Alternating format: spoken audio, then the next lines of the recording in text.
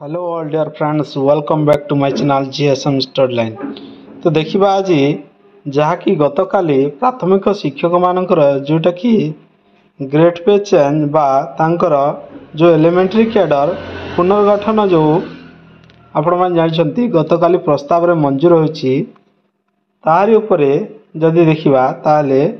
अनेक प्राथमिक शिक्षक मानकर विद्रोह उठिबार लागिछि जोटि कि आपण मान देखि परिबे जोटा कि गतकाली प्रेस नोट आसीतिला जे लेवल VA जोटा कि असिस्टेंट टीचर जोटा कि लेवल 6 रे अछंती तांकर नो चेंज अछि जो माने कि VB रहिबे तांकर 7 to 8 आछंती IB वाला लेवल 8 रु से माने लेवल 9 को गले जोटा कि लेवल 3 वाला लेवल 9 रु लेवल 10 को गले। तो एथिरे आपण मान देख पारबे एई जो माने कैडर भुक्त होचंती लेवल VB रु ऊपर को से माने या द्वारा बेनिफिटेड हेबे किंतु जो माने कि इनिशियल स्टेज रे अछंती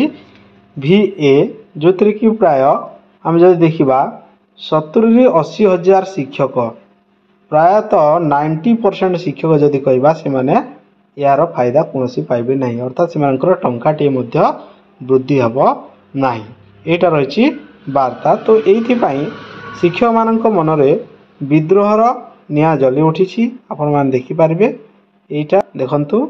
तार कि ओडिया वर्जन एठी आपण मान देखि पारबे। तो सेहि पई जदि देखिबा तो अनेक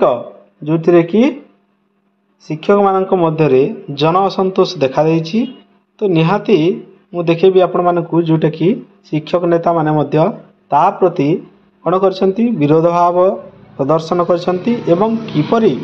कैडर पुनः गठित हो बा रिस्ट्रक्चर हो सरकार ताहार किपरि पुनः निष्पत्ति नियंतु या उपरे रहिछि फोकस।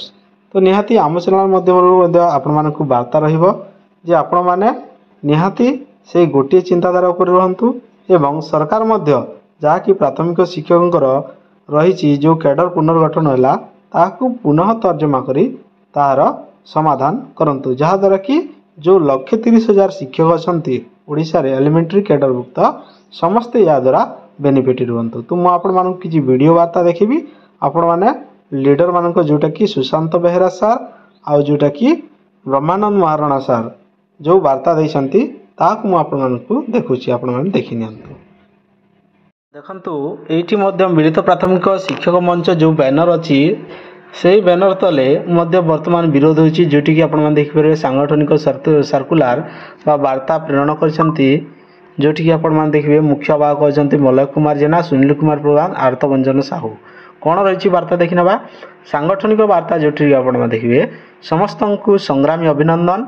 गतकालीर कैबिनेट निष्पत्ति रे सरकार प्राथमिक शिक्षक मानकर कैडर संशोधन करबा फलरे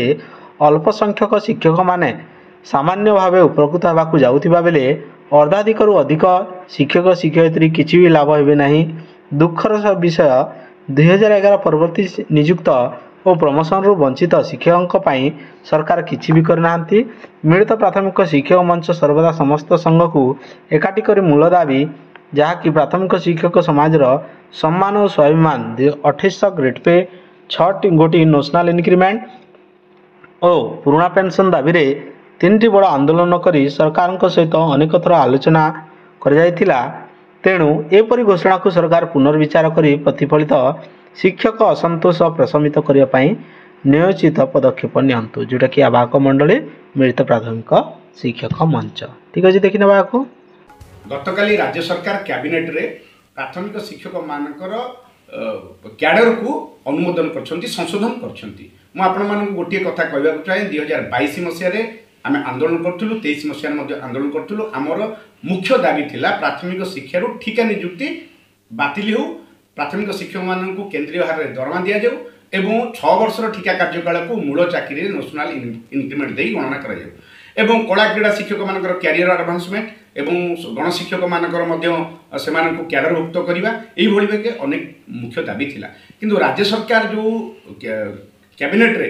प्राथमिक शिक्षक मानकर कैडर संशोधन करछंती सेथिरे आमे देखुछु जे 19 मसिया रे जो कैडर संशोधन करथिले सेथिरे कोनसी प्राथमिक शिक्षक लाभवान हेलेनी एबे मध्य जो कैडर संशोधन करछंती सेथिरे खूब कम संख्यक शिक्षक अर्थात 10% शिक्षक उपकृत हेबे एवं 90% शिक्षक एथिरे उपकृत हेबे नाही। एवं आउडी कथा मध्ये आपण मानकु कहैकु चाहे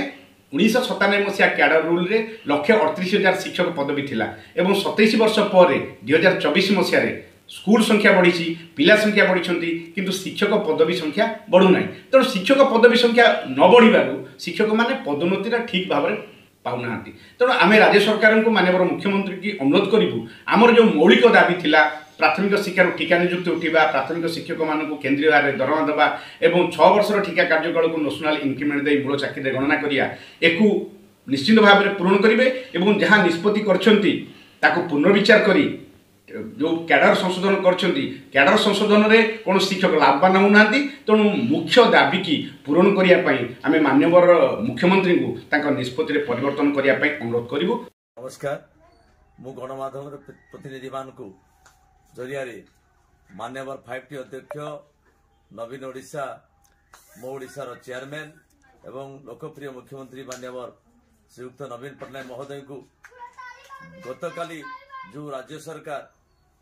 घोषणा कले एलिमेंटरी कैडर संशोधन कैबिनेट रे मंजूरी करचंती, यहा द्वारा ओडिशा रे कार्यरत 1.5 लाख शिक्षक उपकृत होना। केतेक शिक्षक जो माने लेवल बी को प्रमोशन पाइबे एवं लेवल बी रु जो माने लेवल आईबी प्राइमरी हेडमास्टर हेबे एवं ग्रेजुएट टीचर हेबे से माने या द्वारा लाभवान हेबे एवं लेवल 3 हेडमास्टर बा सीनियर हेडमास्टर से मानकर लाभवान हेबे। किंतु दुख रहीगला 2017 मसीह 2022 मसीहा पर्यंत आमे जो आंदोलन मूल लक्ष्य थिला जे आमर मूल ग्रेड पे परिवर्तन करा जाऊ। वर्तमान 90,000 शिक्षक एथुर वंचित होउचंती। मु सरकार को अनुरोध करिवि तुरंत विचार करा जाऊ जे अन्याय हेतिबा प्राथमिक शिक्षक मानक प्रति समस्त केमती ग्रेड पे तांकर परिवर्तन हबो एवं सब शिक्षक बेनिफिट पाइबे। आपण वर्तमान सुधा 8टी जिल्ला मात्र ग्रेड पे परिवर्तन हेची प्रमोशन पाइचंती। वर्तमान सुधा 22टी जिल्ला रे पूर्णांग भाव में प्रमोशन मिली नहीं। जो प्रमोशन जरिया जहाँ सरकार करचंती यहाकू मो संगठन तरफ मु दृढ़ निंदा करूची। सरकार देइथिबा 1,04,000 शिक्षक को जो बेनिफिट मुझे स्वागत करुच्ची, किंतु सरकार को अनुरोध करी से शीघ्र पुनर्बार विचार करंतु, ताहा नले ये शिक्षक मानकर असंतोष बढ़ी बढ़ी चलिबो, सेति पई सरकार दायी रहिबे।